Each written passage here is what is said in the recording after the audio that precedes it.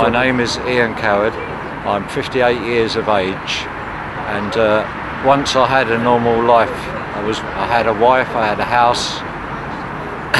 5 things, unfortunately, all went wrong at the same time. It was too much for me to handle, so I just went to pieces, and unfortunately I turned to crack to escape realism of life and what happened. And ever since then I am an addict now of it. I smoke crack, obviously, you know what I mean. I'm not proud of what I'm doing, and also for the last 2.5 years I've been moved from hostel to hostel, and apparently I'm under people called Stolen now in Coventry, and apparently I should hopefully eventually one day be rehoused. It could be anywhere, Wood End, Heathfields. Obviously I've put near areas because I'm on a year's probation. I've got 2 years probation. I've got a year left. I'm under CTT.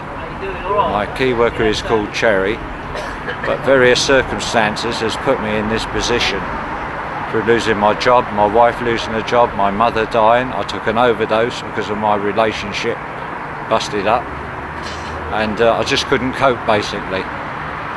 When you say you're on probation, what are you on probation for? Because the bust up, it was a domestic. Right, so that became violent then? I wrecked the front room, but I still got charged with domestic violence. Right. Yeah. Is that how you ended up? Cause I think you said you'd been in jail for a while. 22 years I've been out of trouble. Oh, right, okay. And because of this, obviously, they took me to court. And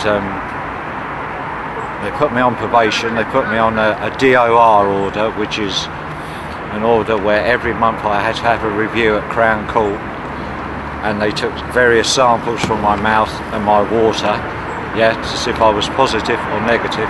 And the judge I used to go in front of was called Judge Ross.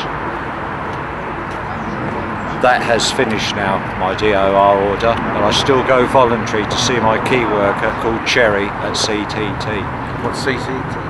The drug unit place in Coventry. And do you find them helpful, or do you find it? Yeah, she's been there. She knows all about it. She's not one of these, no disrespect, that's read anything out of a textbook. She actually knows what people go through. It's not through choice. It was because of so many things went wrong. I couldn't handle it. Yeah, I lost it. And because of my relationship, that's why I took an overdose. I was found in Coventry. Next thing I knew, I was in Walsgrave Hospital. I woke up, I had tubes, what they call stomach pumping. I took what they call amphetamines and washed it all down with wine. Then I see a psychiatrist, and they put me a week in the Callaghan Centre for observation. But I can't explain, it's been a big emotional roller coaster life. And people that say they've got life sus never ever say that, because you'll never have life sus. Your life could be turned around in a matter of minutes. So up until all this then, yeah, you were living what would be termed a normal life, like most of us live, and then this drama happens in your life, yeah, this trauma. It messed my head up. Yeah, messed my head up. Yeah. So how do you find the soup kitchen as such? You obviously come here. It's been an experience, yeah. And I'm no better than anybody else, and I never have been and never will. And I've always been working class, but unfortunately for the last 2.5 years, because of my addiction, I've got illnesses to do with my steroids, where I have to take 200 mils a day, and also my discs in my back I take medication for, and also through smoking crack it's done damage to my feet. I'm covered in ulcers, which I have treatment for. So I may appear to be healthy, but I'm not underneath. But that is through my own infliction. Do you accept responsibility for that? Yeah, you don't see I do now. Else, yeah. I do now. But you because didn't once, at one time I'm not on the level. I wasn't on the level that I'm on now. Yeah, trying to sort myself out with various people trying to help me.